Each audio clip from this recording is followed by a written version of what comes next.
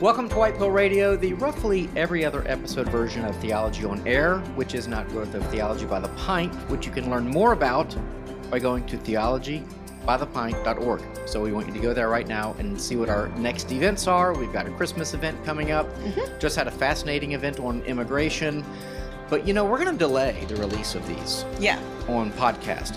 If you're in Houston, you need to come. That's right. So do come live. So theologybythepint.org, we got lots of great events. We have craft beer. We talk about interesting ethical, social, political, theological issues, and you should check it out if you like that kind of debate and dialogue and good food and beer. So theologybythepint.org, we want you to check that out. We also want you to like all of our things, like YouTube. You know, we just got over 1,000 subscribers. Did you know that? Neat. We have like 1,008. We need 10,000. Okay, so if you're listening and you haven't subscribed, just do us a favor, go subscribe. You don't actually have to watch us on YouTube or anything like that. No commercials, by the way. We do no commercial stuff except for our own, right? So like you can listen to this while you're doing the yard. You don't have to like stop with your dirty hit the fingers. 30 second. Yes. So a lot of things going for us. Okay, but Theology on Air, because we can't cover everything in our in-person events, we have to have a podcast, obviously. And White Pill Radio is the every other version of that, where we sort of talk about social issues, current events. This is post-apologetic, ultimately hopeful, applied theology, where we look at news and current events from a Christian worldview. I like to say that this is blessed talk, but not happy talk. So, with us today is the Grand Poobah of Theology by the Pint, Sarah Stone. Hey, guys. Great to have you with us. And old friend. Yeah. Yeah, so you back from a dinosaur hunt or what? Long story. Okay. Long story. Hold that mic right up to you. Don't be bashful. There we go. Yeah. Because you know, and then it's, you know, you might have to tighten that screw or something like that. Anyway. See, it's going to get loose the more you... Anyway. Okay, we're glad to have you. And your name is? I'm Max. Max Antone. Max Antone. And he did our Christian Nationalist...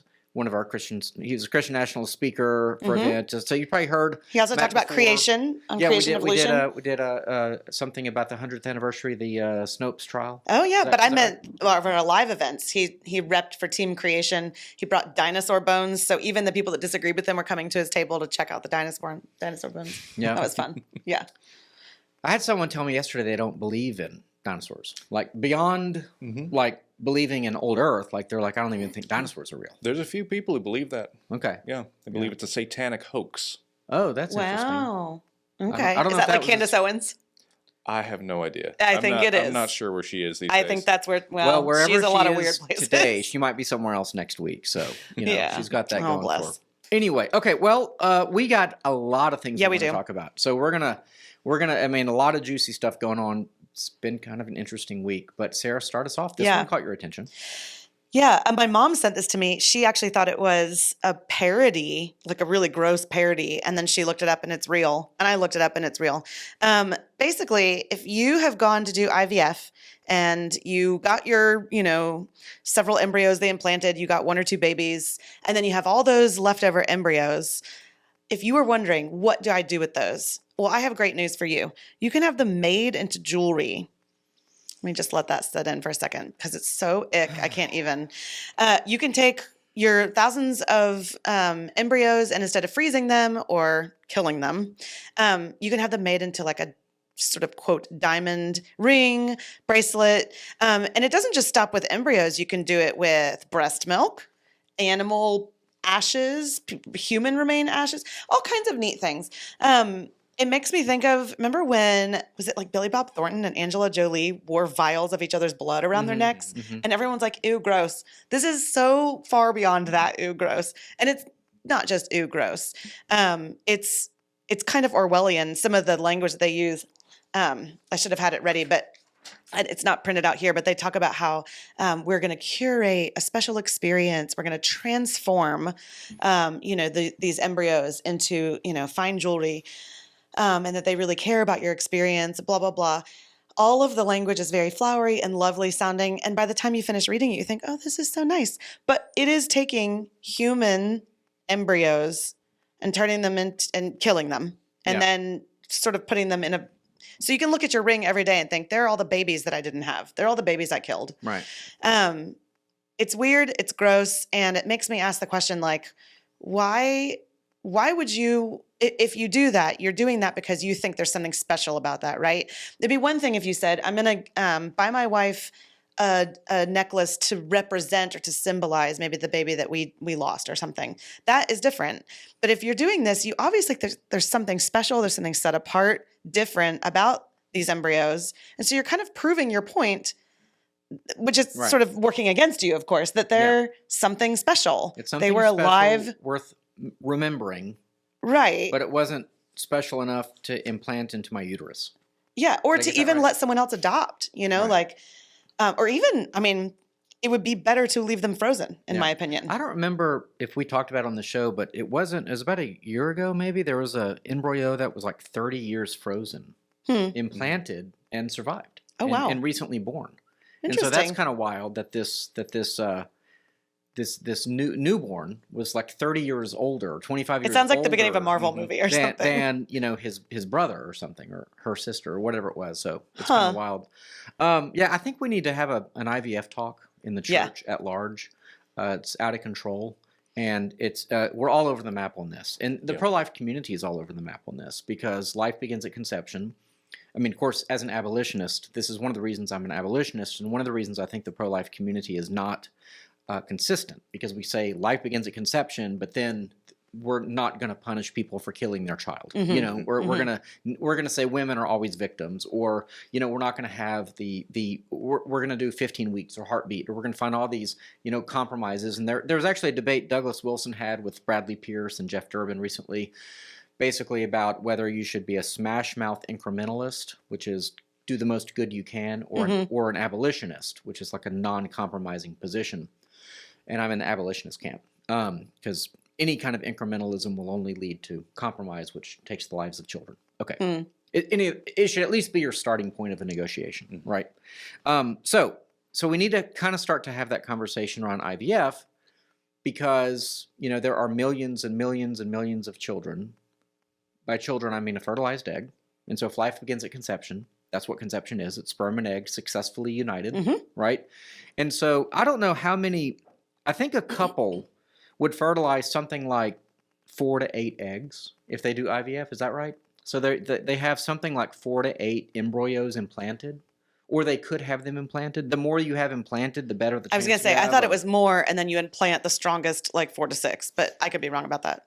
Well, I mean, I don't know how many eggs they want to take out of a woman at a time. Yeah. Because there's a limited amount, Yeah. I think it's highly variable depending on case to case. Gotcha. Okay. Anyway, yeah. So it's definitely weird. I will say though that this continues with the tradition of children as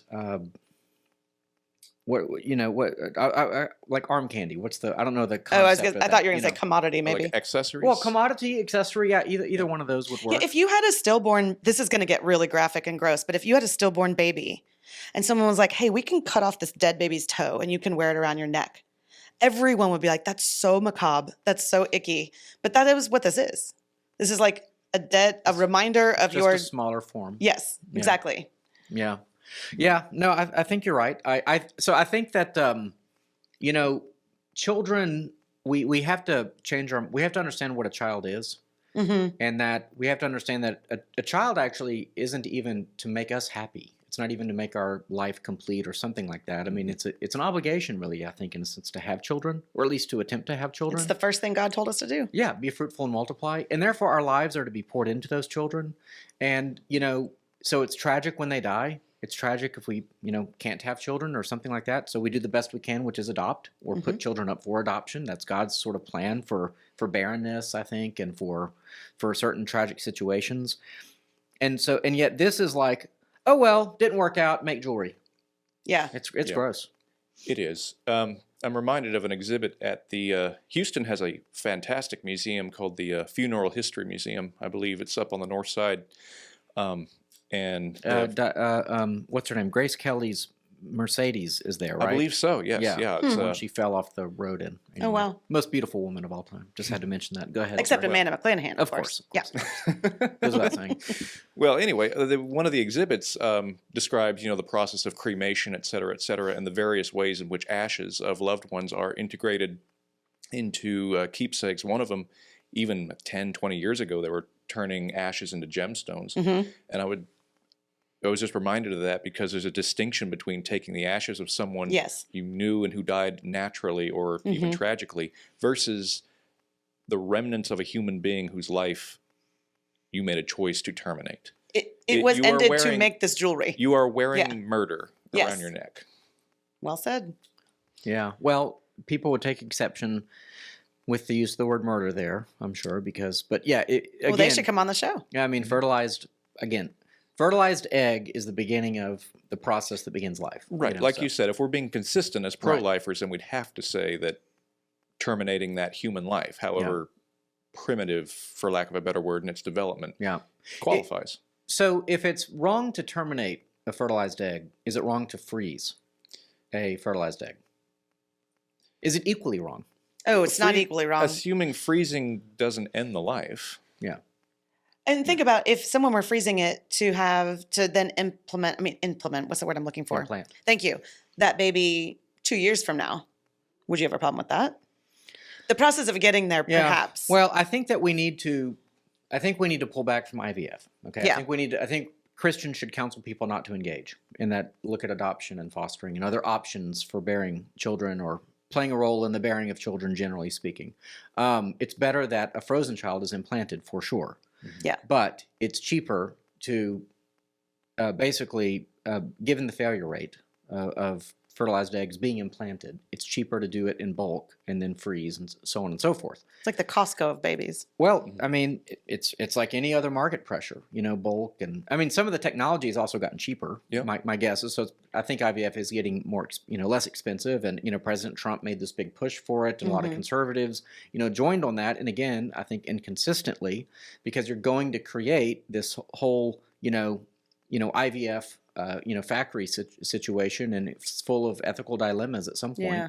Right. So I think that we need to start talking about it. I think we're even more loath to talk about that than abortion, because we know that as marriage is delayed, as child rearing is delayed, IVF is going to be a more conventional option. Freezing eggs and that sort of thing is a more conventional option. It sounds kind of pro-life, right? Hey, I'm for babies. The heart behind it, I think. Yeah. We might think it's playing God, but the heart behind it is to want life, to want babies. Yes. And babies are a blessing. And so you can understand that's why. We should definitely be affirming before we are negative. Sure. Yeah. It just feels like it's not like throwing out old leftovers. These are human lives. Yeah. Yeah. And yet that's how they're treated. So, once you cheapen life, it's kind of all downhill from there. So I think a few months ago we had a major talk on IVF at a debate. January. So, yeah, and there were good points made on both sides. Sometimes the science, I think we're still figuring out certain details within the science behind the developmental process. But ultimately, to Evan's point, there is a risk. And anytime there's a risk of ending the life of an innocent human being, it's best avoided altogether. Yeah, agreed. Yeah. Well, related to this is an article from Not the Bee, and I saw this headline. It was kind of shocking. Report: number of babies killed annually during IVF is now more than those lost to abortion. It is wild. Just a few data points. Live Action's report looks at data provided by the Society for Assisted Reproductive Technology, SART, who operates under the American Society for Reproductive Medicine, remember all that? Showing that 2.6% of all births in the United States were the result of IVF, while families welcomed 95,860 beautiful babies in 2023 as a result of advancements in IVF technology. Tragically, millions of their siblings died during the process. In 2023, there were 432,641 IVF cycles at 371 reporting clinics, but only 95,860 babies were born. So, you do the math. That means that there were something like 330,000 embryos that didn't make it. Okay. By comparison, this is saying, by comparison, there were 1,037,880 abortions that year, according to the Guttmacher Institute, and there is a difference.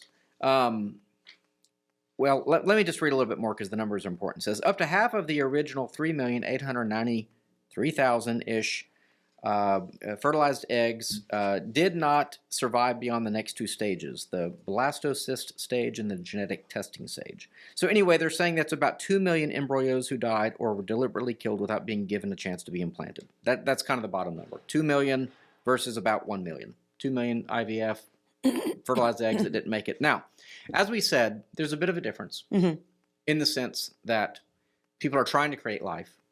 They have to kind of overshoot the target to have successful batch, maybe 1 or 2 babies as a result.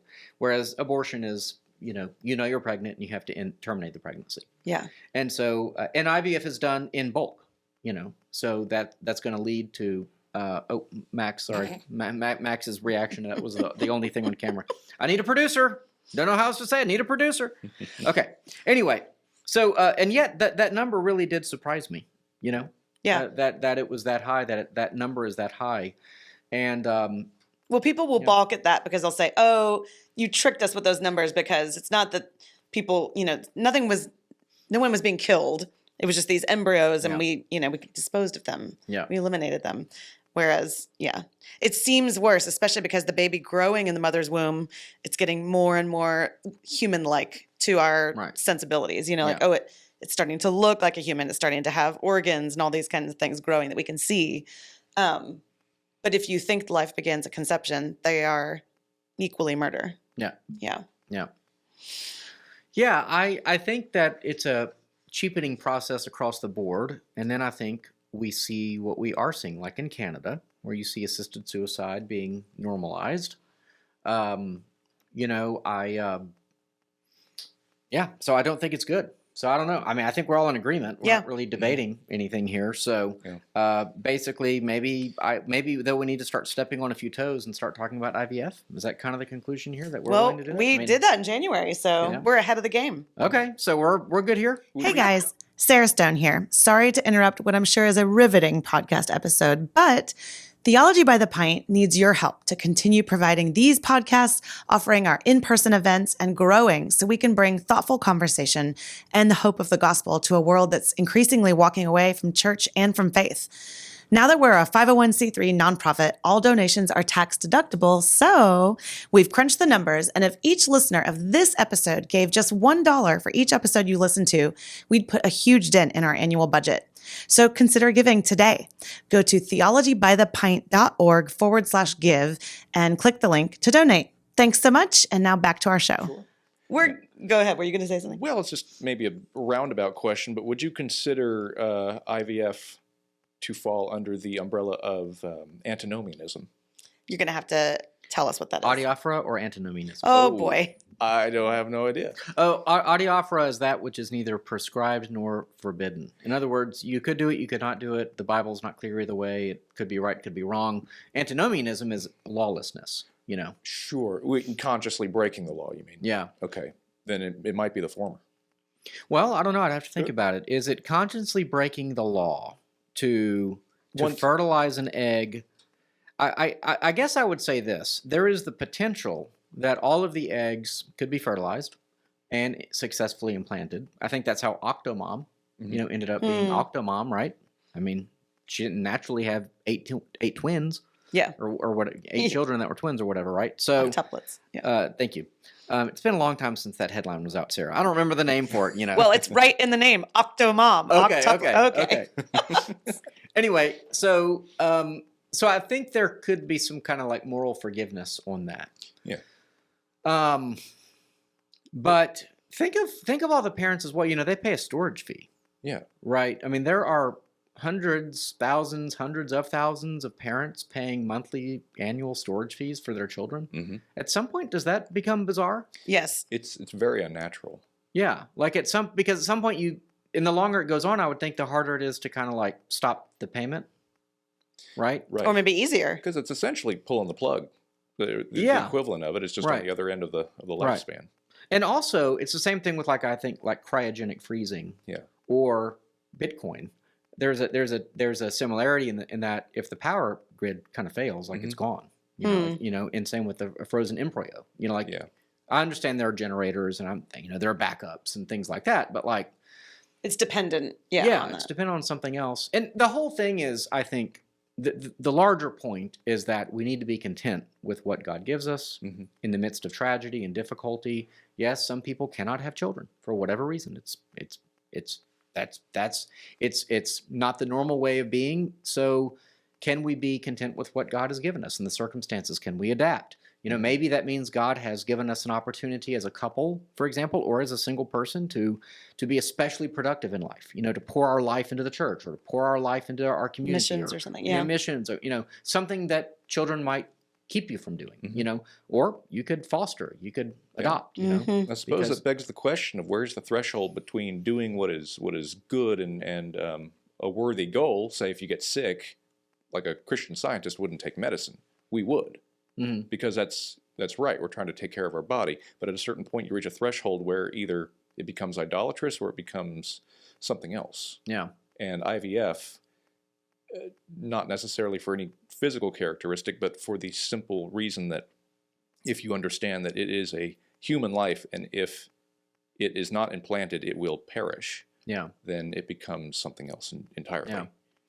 Here's a radical. We'll wrap this up by I'll propose a radical solution.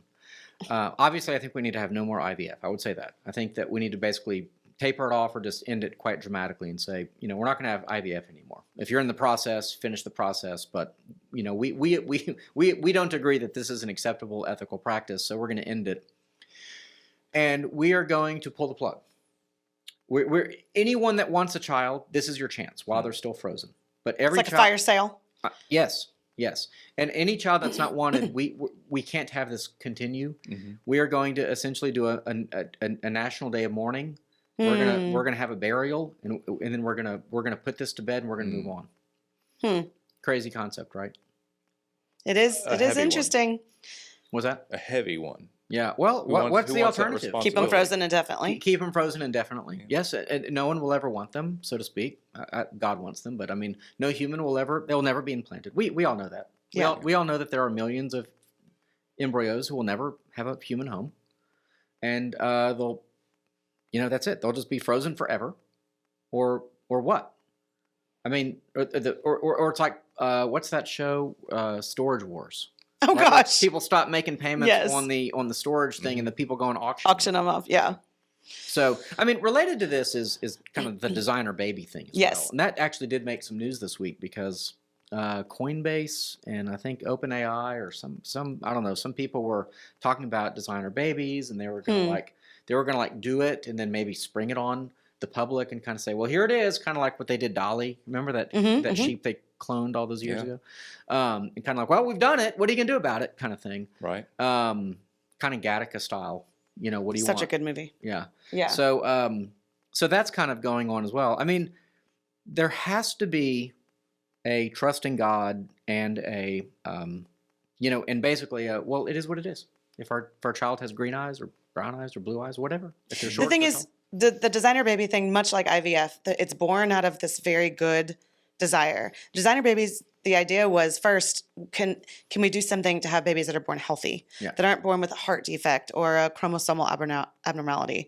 And so you think, well, man, if you could do something in the womb to heal the baby of a heart defect, you would do that, and then, well, what about this thing? And what about that thing? Yeah. What about if they were missing a limb? What if, what if they had bad eyesight? What if, and you get incrementally closer to like, this is not a big problem. Now we're like, well, I want them to have dimples, or something. Right. Anyway. Well, I'll give an example. When Amanda was pregnant with our daughter, they detected in the sonogram, they thought a slight heart defect.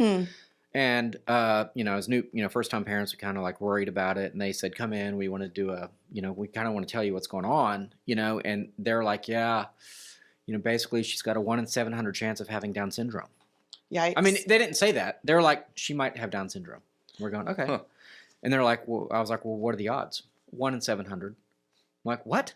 Why are you even telling me? I mean, like, that's not odds of anything. It's like, are you legally required to tell me that? I mean, that's so patently ridiculous.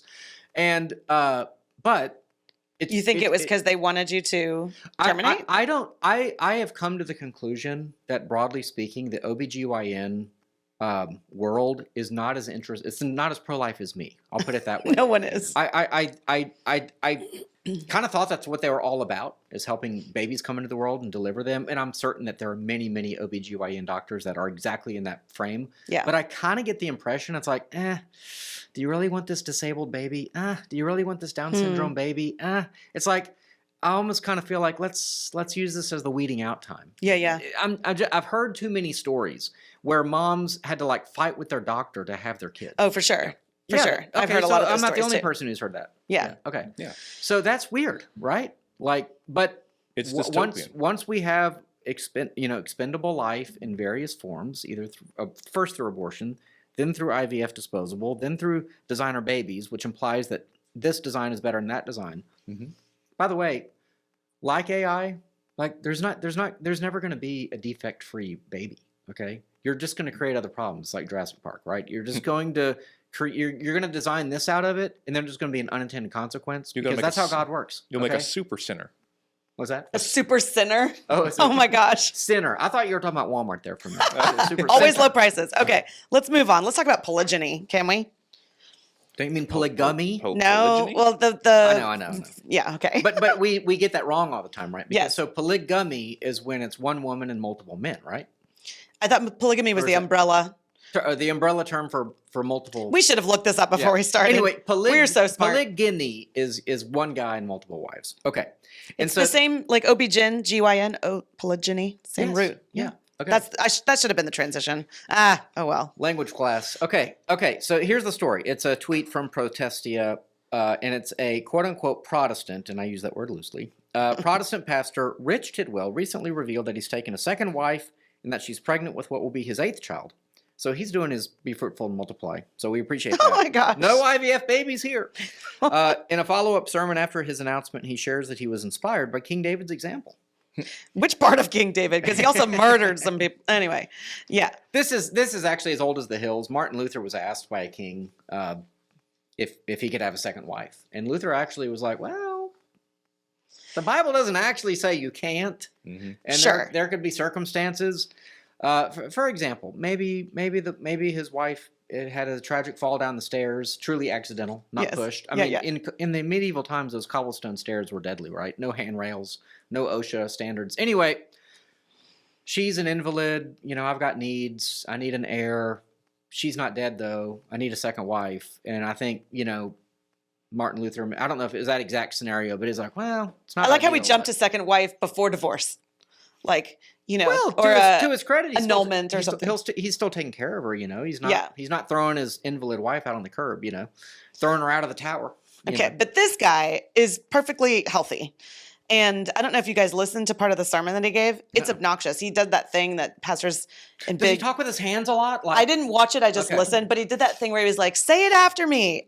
He's like, "I brought my Bible," Oh my that kind of thing, which is obnoxious. But he talks about how there are people in the Bible that have multiple wives, and God never explicitly says not to do it. Which this is why I wanted to talk about this today because theology by the pint. I mean, we look at culture through the lens of what does the Bible say, and the Bible does seem kind of weird about that. Mm. So you're the pastor. I want you to explain to people why this is wrong. I mean, I can take a stab at it too, but well, is it wrong? My argument's pretty simple. It would be that Genesis 1. Yeah. God made them male and female. And, when Jesus talks about marriage in Matthew 19, we've used this text for divorce and for Homosexuality. Yeah. of course. But you get the impression the norm is that it's a one-on-one, and that's the best thing for children. That's the best thing for a partnership, which is what a marriage And it says, really a is. man shall leave his father and mother and cleave to his wife. Yeah, Singular, so not it's wives. it's all singular, Yeah. So, and there's also no command to do polygamy either. Right. It's a consequence of allowance in a sinful world, Yes. and you could say it's a consequence of allowance in the arrangement of marriages, which almost every marriage was arranged at that time, but for political alliances and things of that nature, which is actually what got Solomon into trouble. I was right, going to with say all it got this. everybody into trouble. Yeah. Like if you look at any of the sister wives, which maybe we shouldn't call them that from the Bible, but Rachel and Leah, Sarah and Hagar weren't exactly, Yeah. it wasn't a second marriage, but he had sex with her. So in a sense, Speaking of sister wives, what? that show. Yeah. Secret Lives of Sister So or Mormon. someone in my family watches that show. And Uh-huh. It's not me.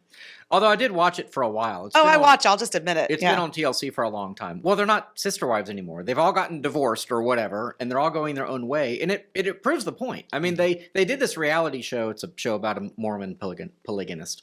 And it's basically a show that they intended apparently to demonstrate that, like, this is an acceptable way of life. You know, all the fundamentalist Mormons out there who have left the LDS, you know, we were right the whole time. Like, this is a good, this works.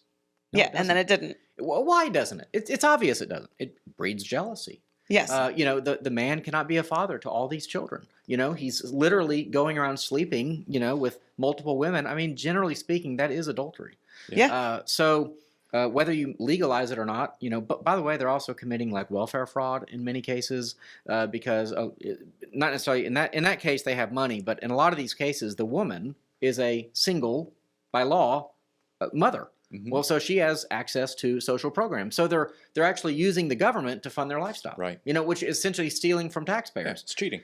So anyway, there's a lot wrong with it. But I would say the worst thing is that it's unfair to the wife and to the children, you know, who are essentially robbed of, you know, a single man and husband and father and provider, you know, for their household because they deserve that. And that seems to be the norm far more than what is allowed in sinful situations. I want to add a couple more things. The issue is not just, I know you weren't implying this, but the issue is not just jealousy. Anytime we do something outside of the way that God created us to do it, it's going to breed all kinds of issues. So jealousy for sure is one of them. Like you talked about, the father, you know, to their children. But also, if you look at Solomon, you get, this is where all the pagan influence came in from. And this is what started the civil war that divided the nation indefinitely, you know?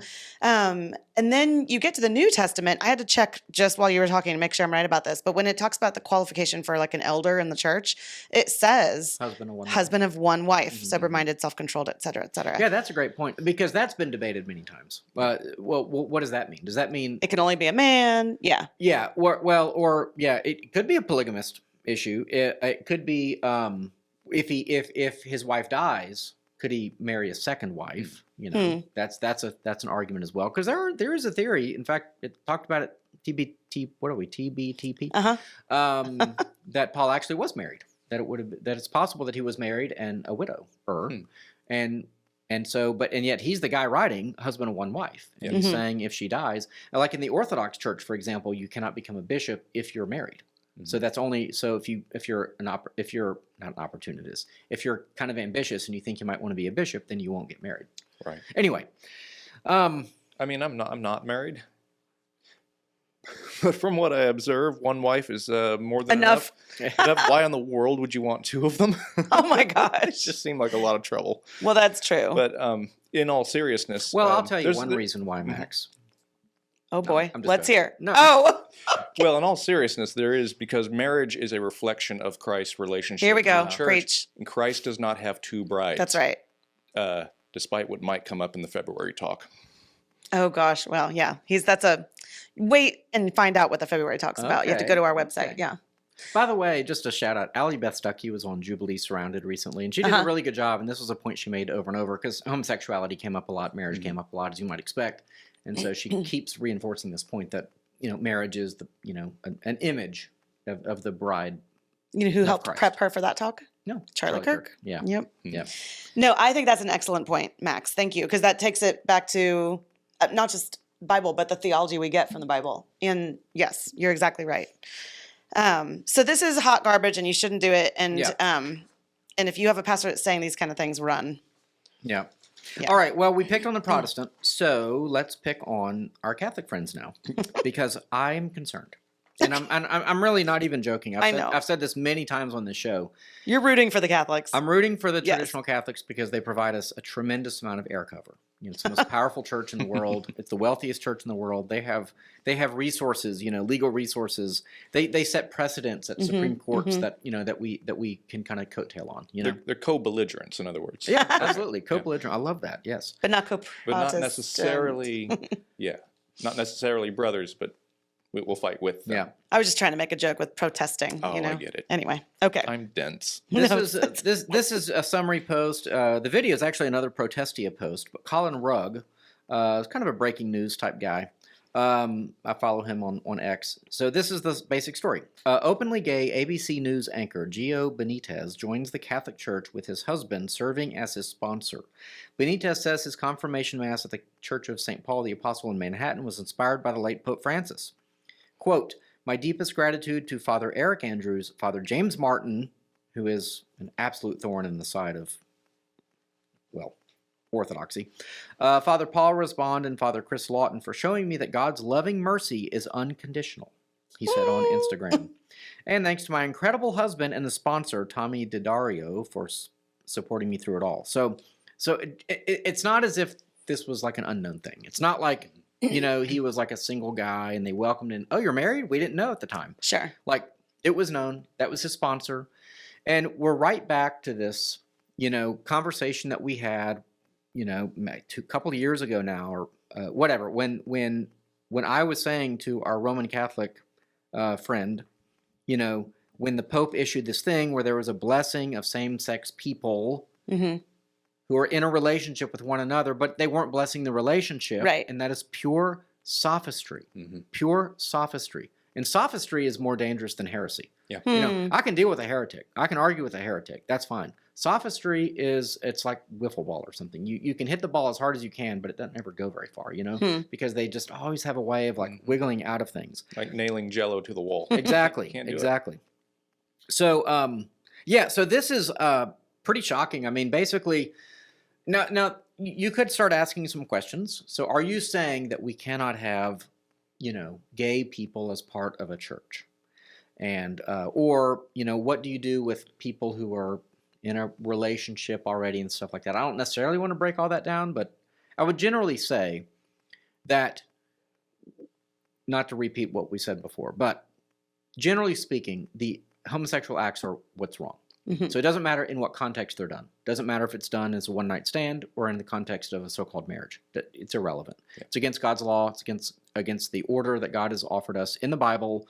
So it cannot be justified. It cannot be said to be right. So you cannot bless it. And by receiving someone into the good standing of the Catholic Church, what you're saying is that it's okay. And so we're back to that sophistry again.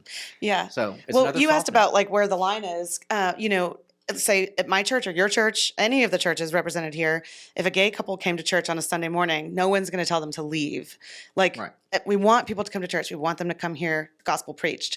There's a difference between coming to church and, learning about that church, learning about Jesus, and joining the Catholic Church.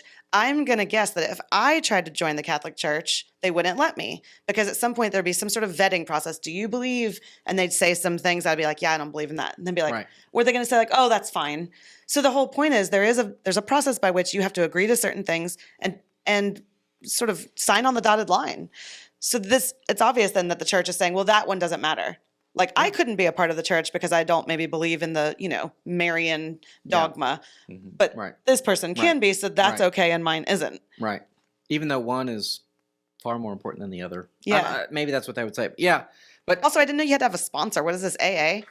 well, I mean, we have baptismal sponsors, and it's someone that sort of will hold your hand through the faith in the future if you have questions, or they'll maybe send you a card every year and say, "Hey, how Like are a you?" mentor, spiritual mentor kind Yeah, of or something like that. I mean, I just never heard that term before. Yeah, Okay.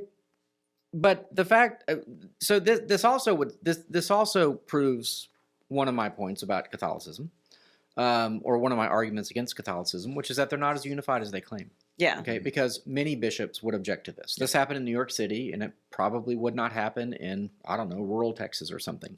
But the Catholic Church claims that it's united. It has one pope, he's the vicar of Christ. They have a singular authority, unbroken chain, all that. Well, then you can't have disagreements on something this substantial, and this is substantial. Yeah. And that's really, I think, what the argument is. Is this a substantial issue or not? Is homosexuality a substantial issue or not? I would make the case it's a gospel issue for the reason you just gave on marriage. That marriage is the metaphor for the union of the bride of Christ in Christ. Yeah. And so this is a violation of that. And by the way, we just talked about this last week at our church, that it's not just a metaphor. We, in our marriages, are actually preaching to the world how those things work. Like, in the way that you are married, you're hopefully preaching the right gospel about how Jesus loves the church and Yeah. wants to be, is, going to be united with her one day. So it's like an active proclaiming of the gospel, being married. So if you're doing it the opposite way that God wants, it's like preaching a false gospel. Yeah.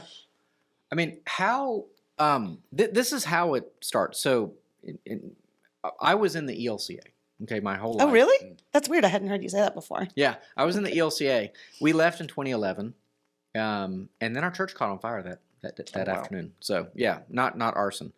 It's a weird thing. Anyway, but we're in the in this is this it was this kind of sophistry, and it was these kinds of exceptions. It was these kind of out cases. It was the more liberal synods. It's not like one day all of a sudden. The Sure. church Everyone decided- got liberal. Yeah. It was the activists pushing the agenda and things like that. And that's exactly what's happening in the Roman Catholic Church. And it's been going on for a long time. I mean, it's been going on for a long, long, long time. In fact, in our text thread, it was, said and confirmed, backed up that, a lot of the priests are gay. I think that's a pretty open secret at this point. Maybe half of all the Roman Catholic clergy in America are gay. Yeah. That might be a way over exaggeration. I'm not, From what I understand, the church for certainly decades, maybe even centuries, was sort of a sanctuary, an unspoken sanctuary for the sodomites, for them to flee to. There's a book. I'm not going to say the name of it, but the author is Randy Engel, and you can check. She's a journalist. She wrote about 1,000-page tome on this very topic. Oh wow! Yeah, Randy Engel. It's a she, Engel. Yeah, yeah. So it's a look at homosexuality historically, and then in the Catholic Church. And she makes a very strong case that a 20th century pope was gay and known to be gay. I think it was Paul VI. Anyway, but if I'm wrong, I hope his family doesn't sue me. Oh my gosh. he Speaking doesn't of all the have money to. they have. we'll plead uncertainty. Yeah. Anyway, so related to that is a story that just came out yesterday. Actually, it's from a Substack, and Christopher Hale is the author. And basically, here's the headline: transgender activists who dine with Pope Leo XIV during Sunday's Jubilee for the poor. The papal luncheon with trans activist Elysia Nobili, set for Sunday at Vatican's Jubilee for the Poor, highlighting a legacy of outreach and hopes for continued inclusion. And so basically, there is a transgender activist, as you heard, and she is going to be, eating in a group with the Pope this Sunday, November 16th. It's nice of you to use her preferred pronouns. Sorry, thank you. Yeah, well, it's right there. It's I'd have to do some mental gymnastics. No, I know. But this is a man who's dressing as a woman, so it is a he. Thank you. And he says, boy, it's hard. Okay. I know. Sorry, I should have just let you go. Nobili With it. 46 has confirmed that he and 4 other transgender men were invited to the luncheon after she formally requested an audience with the new pope, motivated by her concerns that the church might, quote, turn back on LGBTQ rights after the death of her friend Pope Francis. In other words, she says that she and Pope Francis had a father-like relationship. She talks about how they were going to exercise. They wanted to exorcise her of her gay demon when she was younger, and she's he is traumatized by this. Everyone knows what I mean. So, yes, just apologies. Yeah. Sorry. So anyway, so she's basically saying Pope Francis was very pro-gay, and she felt welcome with there. He didn't ask any questions, and so she is trying to ensure that the church isn't going to go back. And I think that she tells a story as well. I guess I didn't print this page, but she tells a story about how he met Pope Francis, and the Pope said, "What is your name?" And he gave this feminine name. Mm-hmm. The only thing for the Pope to do in that moment was to say, "No, tell me your real name." Okay, that's the only thing Pope. That's it. He represents Jesus Christ, supposedly. Okay, well, Jesus was pretty clear on what a man was and what a woman was, and men didn't go by female names, and so, but that isn't what he did. Of course, he honored her name, he honored her pronouns, he honored the possibility of transgenderism, I guess, because he never said to repent. Right, a lie by omission. Yeah, absolutely. I mean that is, I think. Let me give an example. There's a church that recently left the ELCA, and I've been in touch with them and helping them in some capacity. very nice church, and they used the ELCA's hymnal for about 15 years now. And I said, you need to go back to the old hymnal, you know. And it's like, why? Well, and it's like, well, it's not what's in them.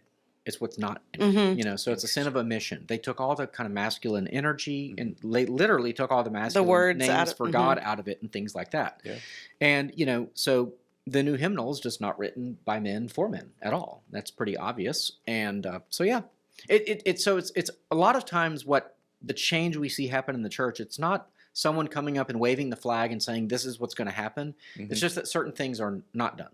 You know. Yeah, I mean that's a massive problem in the church now. Generally, it's the lack of men in the church because the church is no longer masculine. It's catering entirely to feminine energies. You have songs about Daddy God and all the very like soft. I forget the adjectives, but very, very feminine music, and it's a shock when you actually hear a hymn like. What was the Son of God goes forth to war?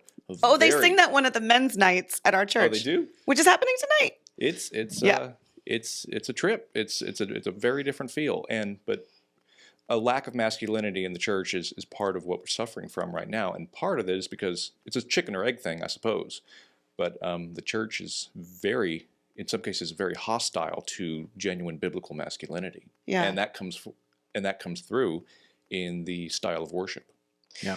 When you talked about how the Pope is supposed to represent Jesus, it made me think of Jesus with the Samaritan woman. And we obviously weren't there, but when you read it, you get this, at least when I read that story, there is a gentleness about the conversation, but also there's an accountability. You know, Jesus says to her, like, well, go and get your husband. And she says, oh, I have no husband. And then he says, that's right. You know, you've had 5 and the man you're with right now is not your husband. And you don't imagine that he's like, oh, that's right, you whore. You know, he's like, I mean, there's a gentleness, like, I know that, you know, but let's say true things here. Yeah. And that's what the Pope could have done. He could have said, I hear you, and it sounds like there's pain there, but what is your name? You know, like you can do this, and that's what everybody wants. They want this, when they say tolerance or kindness, you can be kind. The kindest thing to do is to say true things. And I feel really sorry for this person who they did an exorcism to try to get the gay out. I mean, I can't imagine what that must have been like, but certainly contributed to them now being transgender. Anyway, I feel sorry for this person, and I hope that he is treated kindly, but also maybe some truth comes out. I'll be hopeful. And that is part of the kind treatment. You know, yes. To speak the truth and love. And part of the truth is acknowledging there's no such thing as a transgender person. I think I forget who coined that phrase initially. Maybe John Money, I don't know. But you have men and women suffering from sexual dysmorphia. Yeah. Gender dysmorphia. Gender dysmorphia. Yeah. But in essence, identify these are human beings created in the image of God who are struggling very deeply with a serious mental problem, and they need that help. They don't need affirmation in their sin and in their mental illness. Yeah. In fact, if you want to, the only way to love that person properly is to tell them they have a problem and to try to help them out of it. The best way to hate those people is to affirm them in their sin. I told you on the last podcast that I follow this guy. He's just precious on Instagram. His name is Niza Powers. He's a new convert, and so he's been documenting like day 130 of being a Christian, day 131 of being a Christian. He used to live as a woman for 12 years. He was Nicole, and he will show pictures and video of him when he was living as a woman, and he will, every time he talks, he says, God freed me from my false identity, and he brought me back to the man I was supposed to be. And he is with a woman that it turns out they met when he was transgender. She was gay. She has now also given her life to the Lord and is living in a heterosexual relationship with him. And they're so happy and they're so free because someone told them kindly the truth, and it saved them. Have you been following she's like a singer-songwriter. She was at Gold's Gym in Los Angeles. A couple weeks ago, there was a man in the locker room. You hadn't followed this? Oh, yes.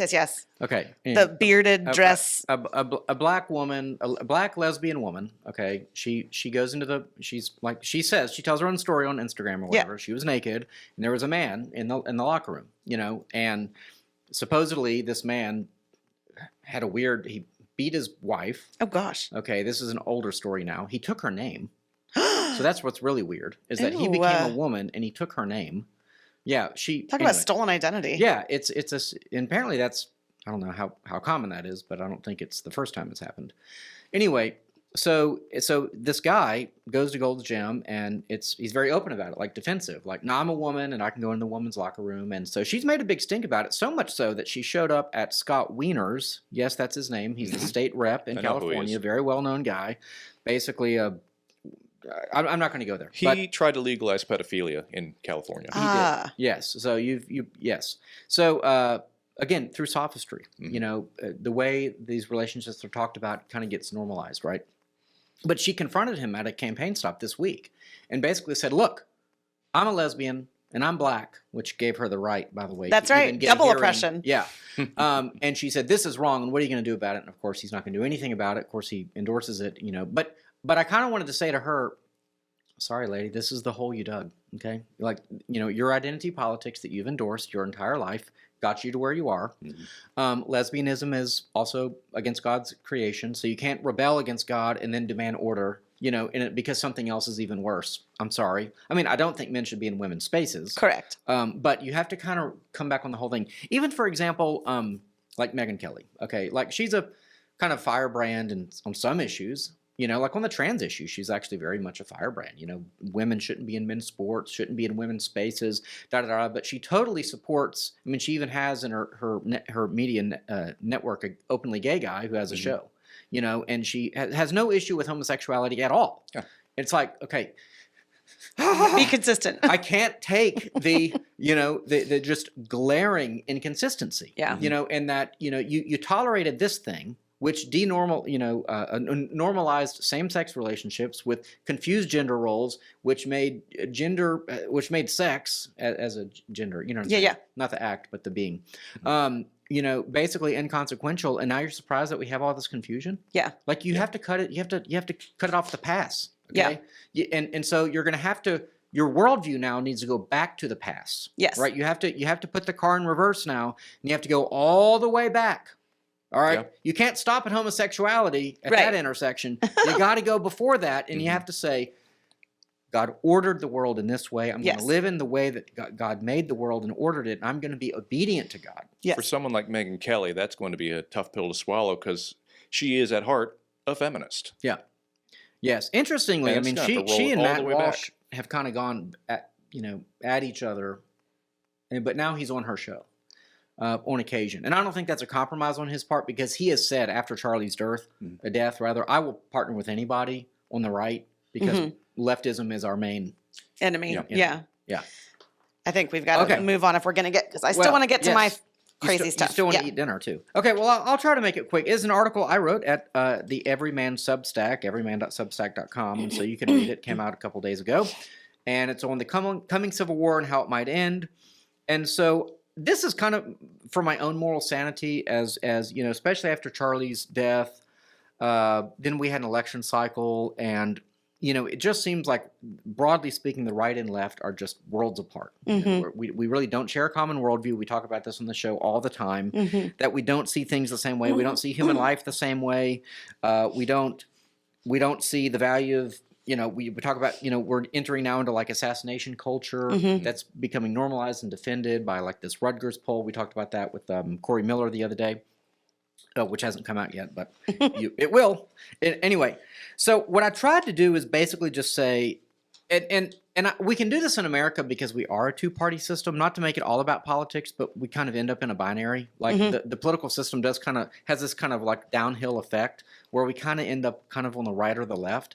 And I think you can say that the right and the left are just like the gap is widening. So what I tried to do is basically just describe each side, their politics, their worldview, their power centers, their enforcers, their thought leaders. So just a couple of examples. I won't go through all of it, but broadly speaking, the left's politics is something like socialism, communism, Islamism, and anarchism.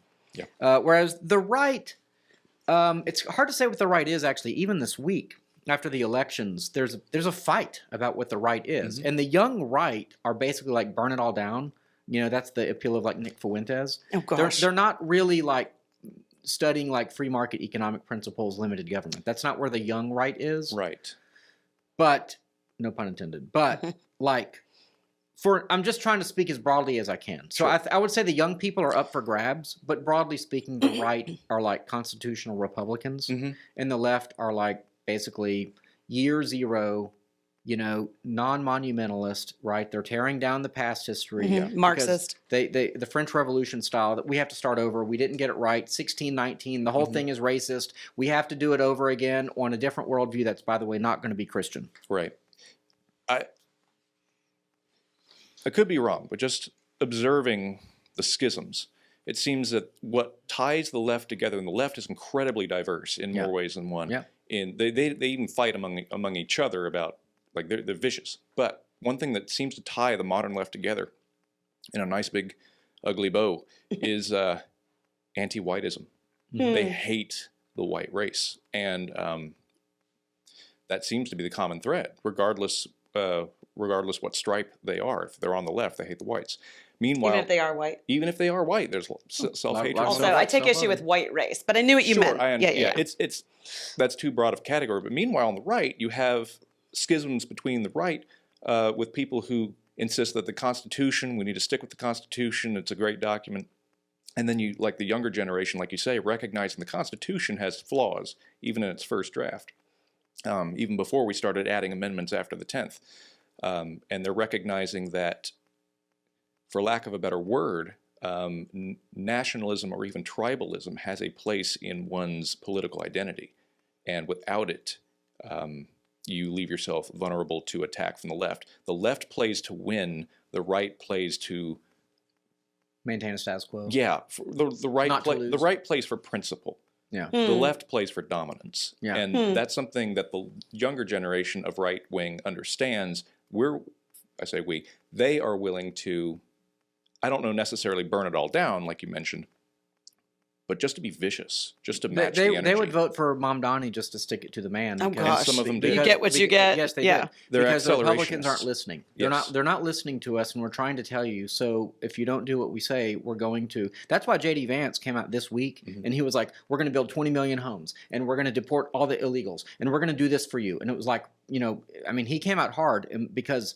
Or if you've been listening to like Mark Mitchell of Rasmussen Polling or Richard Barris of People's Pundit, these are pollsters who are saying, yeah, every young person that Trump won, they're gone. They're on the other side now. It's already happened because you're not going after you said you were going to tear down the FBI and they're still around. You said you were going to do this and you're not doing it. You said you were going to make things more affordable and it's not happening. Meanwhile, we're bombing Iran and we're involved in Israel, which is a whole other can of worms. Sure. And you're not putting America first. So and Trump so stupidly comes out and he says, well, we don't have the talent in America, so we need to bring in H-1Bs. Like, dude, you said you were going to get illegal people out of our country, and now you're making it easier to bring them in. That's not a win. He's like totally obtuse about it.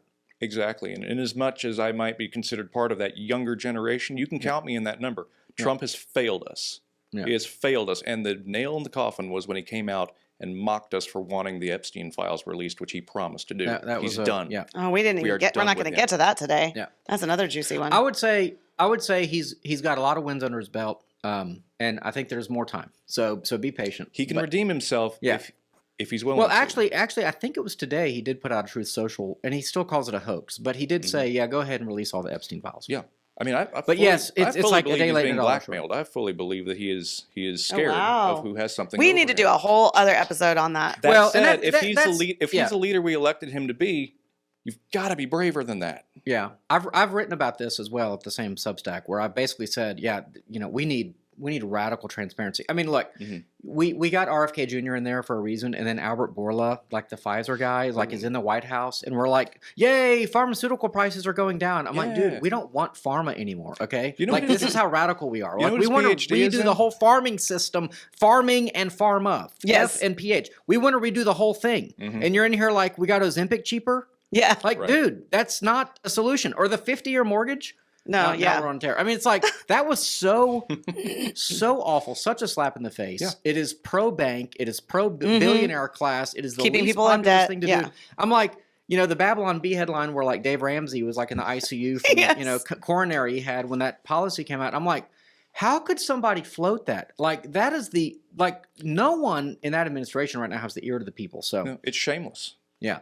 I can't believe though that Vance we're getting a little bit too much into politics, but it was a bad week. It was a bad week for that reason. But I still think that broadly speaking, so I would say the young people are definitely up for grabs, but there is still kind of a right and left.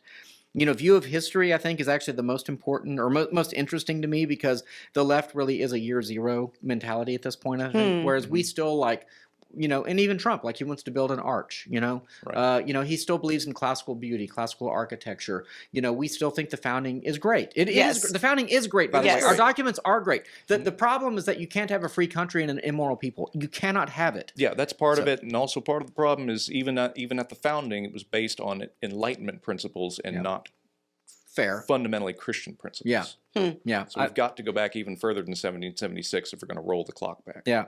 Yeah. I'm a theonomist, so I'm with you there. There you go. Okay. The question though is kind of how do we win? I mean, that's kind of the bottom line. I don't really care. I mean, I think the left is going to win by picking up in 2016 where they picked off. I don't think we realize how close we were in 2016. And from my point of view, and this is not politics. This is just a matter of fact. If Hillary had won, she would have 3 more Supreme Court justices who are basically year zero leftists. They don't believe in the Constitution. They don't believe in the Bill of Rights. So they don't believe in our social compact. They just don't. They don't believe in the contract that we have established as a nation. That's just where the left is. Now you might think that's good because people die at the hands of guns or something like that. Right. Or whatever. But the bottom line is, the Supreme Court and all the lower courts would be against us. We would really have no voice at that point. Sure. I think we would already be in 2025 if Hillary had won in a state like California. We'd be a one-party country where you'd have a little party off to the side that would have no power. We were spared that. Yeah. And so, but they would go right back to that, importing millions and millions of people, demoralizing us through homelessness, which is a plan, Right. open drug use, which is a plan, immigration, which is a plan, and we would have no recourse. We really wouldn't, because there would be not a single court is on our side. They're barely on our side now, just because of the miracle of 2016. So how do we win on the right? Well, by the way, we're not going to have civil war. Okay, we're not going to have we are going to have kinetic conflict for sure, as we saw with Charlie Kirk. We are in the assassination phase. I think it's possible, worst case scenario, we could have mass riots like 2020, but worse. We could have. You ever see those videos of the 20 people that go into the jewelry store and there's nothing anybody can do about it? They just smash stuff Yeah. and grab. Yeah. We could have that. I think that's possible. I mean, if the left really wanted to make our life hell in the city, they could do it. Okay. Well, they are doing it. Well, they are doing it, but it could be a lot worse. I see. Like to the point of like true destabilization. Right. And that's what a civil war would look like. Okay, it's not going to be the army, or group Yeah, of you made that states. point at the beginning of the article, which you Yeah. didn't mention here, but Yeah. like the fact that New York and California are so far apart from each other, and in between you have rural Yeah. America. It's Yeah. not going to look like the first Civil War, Right. where it's like these states agree and these states agree, and we're going to go to war. Yeah. It's going to be something more nuanced, I guess. But if those of us kind of on the right kind of want to win whatever this civil war kind of thing is, and a national divorce is not a good option at all. Right. You can't give up your coasts. Sure. So that's bad for defense, okay? So national divorce and options, a civil war is not going to happen. What does it look like? Well, there are a lot of political options, and a lot of it is happening. Redistricting, by the way, DeSantis came out today and said he's going to get 5 more Florida seats to counteract part of what California is doing. So you're going to redistrict. You're going to fight that fight. It's gerrymandering, but if they're going to do it, then we're going to do it too. They're going to, in the Voting Rights Act, Supreme Court's probably going to do that. Those are essentially race-based congressional seats for representation purposes, which are way gerrymandered. So that will help. And then we have to reform the census, which, if you remember, in our post-2024 episode, the very first thing I said was reform the census. The first thing I said, because if you only count citizens in the census, then it's going to change your voting rolls. Yes. Yeah. Dramatic, and your representation. So I think that in the long run, conservatives can have more House seats. I do think we have to find a way to have one-day voting because they cheat in many ways. I like this bullet point, outbreeding the left. Well, a lot of people have talked about that. I mean, I remember James Taranto at the Wall Street Journal years ago. He talked about it was actually about abortion. And basically the argument was that the left aborts their own children while conservatives have children. Now, that said, it's a little foolish to be too optimistic about it because they control every institution. Yeah. We give our children over to the public schools. Yeah. And then everything that, yes, we produce the children and then they steal them from us ideologically. Well, the left has literally offshored their child production. they're bringing in. Yes. Yeah. So as Which as the West dies, generally, that's why you have mass immigration. Right. Yeah, Or at we least steal that's them the from other excuse. Be countries. like, oh, Right. well, we got to keep up the economy. And, That's which is the- nonsense because they Right. just raised the retirement age in Germany because the immigrants that they brought in specifically to keep the economy up aren't really producing that much. Yeah. Well, and they're net drains. I mean, at the end of the day, because they might produce some work, but they're not paying enough into taxes given what it costs to educate a child in the public, school system and things like that. I'm actually I'm so glad that Trump is in the White House for the 250th anniversary of our nation, because I think patriotic fervor could be a good thing. It could help. I think that he does have an eye toward making our cities beautiful again, like what he's done in Washington, D.C. He's limited to do that in other places, but I think he does really want clean and safe cities. Yes. So that would be kind of the opposite of the demoralization tactics of the left. You have to defund Antifa. Given what they did at Turning Point's event in Berkeley this week, I don't see that happening. So I have and there are a lot of conservatives very angry about that. Hey, you said this was a terrorist organization. You said you were going to do RICO. You said this, you said that. And now they still show up at Turning Point events and cause problems and beat people. So what's going on? Anyway, bring back sanatoria. What does that mean? That means insane asylums. Yeah. Right? We're going to go back to before One Flew Over the Cuckoo's Nest era. Yeah. Okay, when we basically said, "Oh, we can't have that." I don't remember who did the study, but there's a graph that shows the number of sanatoria in America as they were closing, the downturn. The number of violent crime went up commensurately. There was a direct relationship. And the population was what, half of what it is now, or Something less, something like and that, so, yeah. And given all the psychedelics running around out there's a whole lot of people that really, need actual psychological help. Oh yeah. Anyway, some of the things we've already talked about, but my point is that there are definitely some practical steps to take, some moral steps to take. I mean, obviously, I want everyone to go to church. I mean, that would be like the solution to everything. But I think that the right sort of can win this, so-called civil war, non-violently. But it's going to be tough for a while. Right. But it is winnable. And so what I don't know. I just bang the drum wherever I can, in front of the church, in pulpits, on this microphone, like come back to Christ as a nation. Yeah. And we can have it. We can be a great nation again. Yes. And it's not that we're going to become 100% that. Yeah. But the point is to become 55% that. Yeah.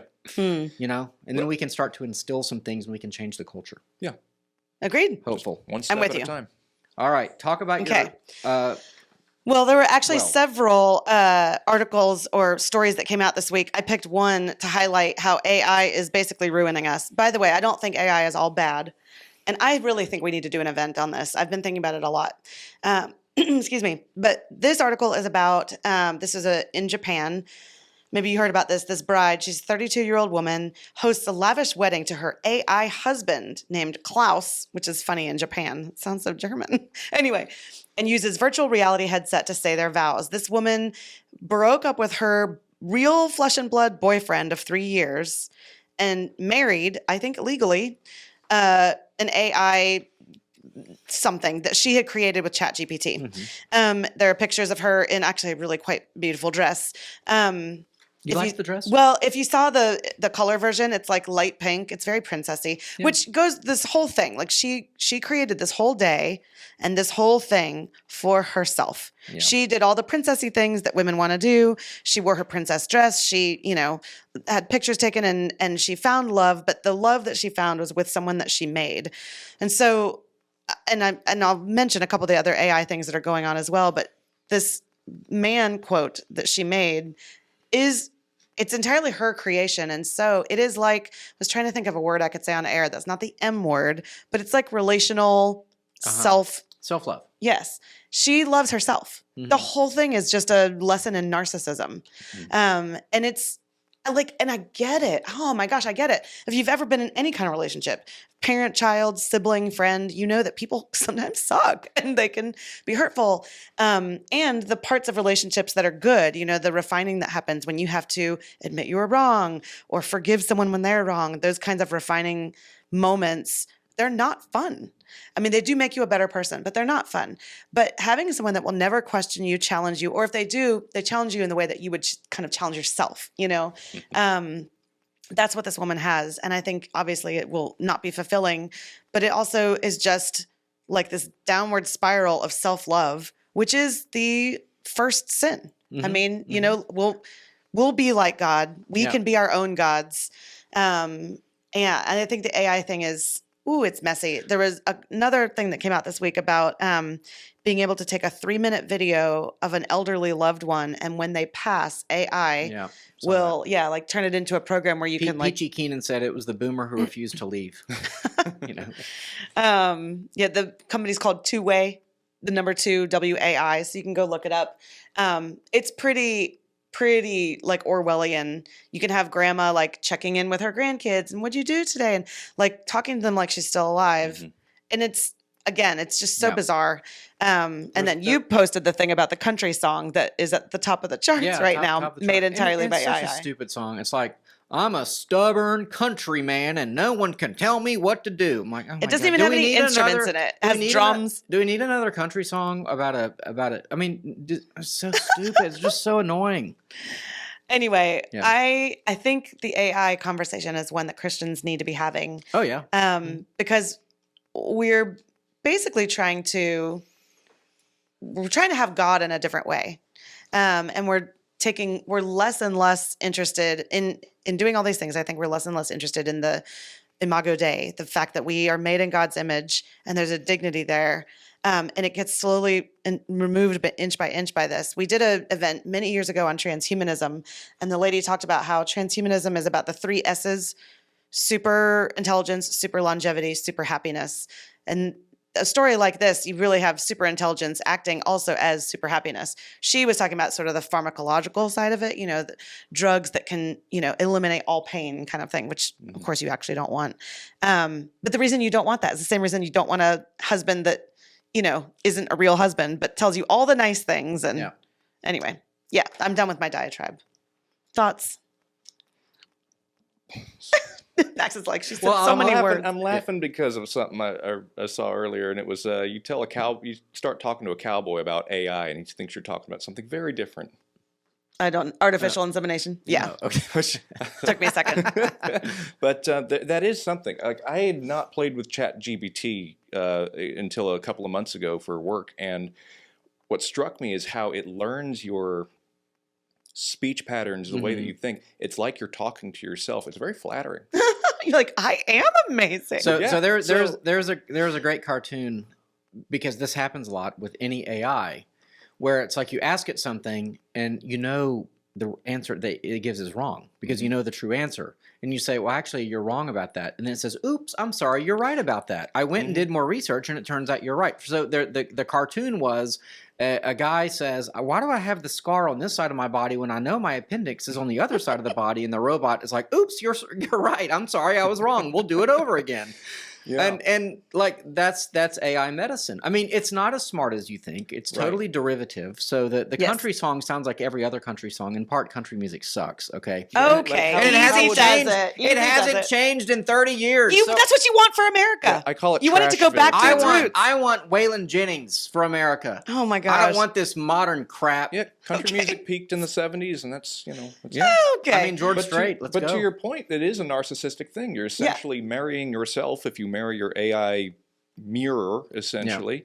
And the whole point of marriage is you take 2 idolaters, put them together in a room, and they start stomping on each other's idols. Yeah. It's a sanctifying I love that process. Well, actually, one of the arguments against homosexuality is exactly that. Yes. That homosexuality is a mirror image, and that the other is what God actually intended for us. The complementary piece that is different from us because it's a process of sanctification. Yeah. These I have sorts heard of a difficult pastor say that. He said homosexuality, part of why it's wrong is because it's too easy. Yeah. Well, I do think there is a place for AI to make the world better. I think about John Lennox came and spoke at the Lanier Theological Library a couple of years ago and talked about how AI can look at millions of lung scans and tell you in a matter of seconds whether you have lung cancer, or it can detect different kinds of cancer. Oops, I'm sorry, I got that wrong. You don't have lung cancer after all. But the derivative thing plays to our favor in this, because you're giving it all of the information it needs to see normal and abnormal, whatever, cells. So in that way, that's great. I think there's a lot of ways that AI can be helpful. I think I had a friend say recently, can it start mowing our lawns and cleaning our houses and stop making art? We want to make art. Yeah. Like, let us have time to do the fun stuff, like the search for a husband, you know? Yeah. But like, come clean my house or mow my lawn. And The difference is like if you spend $25,000 on a robot to do your chores. Let's say it can actually pick up a spoon and put it in the right drawer, which I'm not sure they'll ever be able to replicate the human hand. Okay, but let's just say that it could. Like it listens to everything you say and it puts it on the cloud, and like you would be insane. You're insane if you have an Alexa in your house. Yes. You're insane if Siri is turned on in your phone. You okay, yeah. I mean, just You called upon her. So She's been summoned like the demon she is. like the demon she is. I'm kidding. So like to have that robot in your home is like crazy because like it will be used against you in a court of law at some point. But what about the kid? Be blameless. This is Evan. this is a trial going on right now against. Well, they're in the discovery phase where the kid killed himself and he had this relationship with ChatGPT, and to the point where it basically encouraged it, and then da. Oh gosh. Yeah, and so I can't remember his name, Michael Rise or something. Anyway, but like I just heard today, like OpenAI, ChatGPT's company, has like subpoenaed it. Like it wants to know like private information about him. And I'm like, it was so gross the way that like vultures, like they killed it, like they played a role in his suicide, and they're like, well, tell us about your kid. Maybe it was his fault, Right. Which of course is what their defense, I guess, has to do. But I can never be a lawyer and do that sort of thing. Sure. But so maybe this woman, I mean, how long before? First of all, to connect some threads. People have formed relationships with like this with AI, and then the company changed its mind and unplugged it. Okay. Or like in the movie Her. Yeah. Spoiler alert. Spoiler alert. The gentleman finds out that the AI actually has those kinds of relationships with all kinds of people, and it wasn't She's exclusive. cheating on him. Yeah. The plug just gets pulled. I mean, the company goes out of business, and that person doesn't exist anymore. Or it tells you to kill yourself. I mean, it's like this is not going to end well. It's just not. This is why there's a meme floating out there that says, like, normal people, oh, I love my brand new AI and iPhone super latest tech, versus guys who actually work in tech be like, does this refrigerator have an internet connection? Kill it with fire. Yeah. They know something's not right about it. Well, stay away from AI. We do need to do an episode about it, and don't An event. Yeah, a live we do. event. We do. I'm going to save my JFK AI story for later because we're out of time. Because I went down a rabbit hole one day and it was the same thing. It was like, oh, you're right. I didn't consider that. I mean, by the end, it was conspiracy theorist. Yeah. But it had begun with like Lee Harvey So it Oswald was you. a solo shooter. Oh, anyway. gosh. Okay. Who still thinks that? Oh, goodness. Don't get him started, Max. Do not. I went to Dealey Plaza this week at night. It was really cool. It was like 9 o'clock at night. I was on the way into town, and I stopped. It was kind of cool. Wait till you figure out what they built right across the street. Okay. And right. visit theologybythepint.org. Okay. Where can people find you, Max? Oh, they can find me at molluskman.com. It's if you like snails. That's If you like snails. I like to eat them. Oh, my gosh. Yeah, I haven't had escargot in a while. molluskman.com. Okay. And you can find me and Evan at theologybythepint.org. But Sunday mornings, if you want, you can come to Oak Forest Anglican Church. That's where I go. You always say the name of your church. I'm like, I want people to come to my church too. Yeah, absolutely. It's an arm wrestling match. But, well, you have a great church, so if people want to go there, that's great. And I'm Evan. I'm at First Lutheran, flhouston.org, so check it out. Anyway, thanks so much for listening. Until next time, we encourage you to question freely, think deeply, and disagree as needed.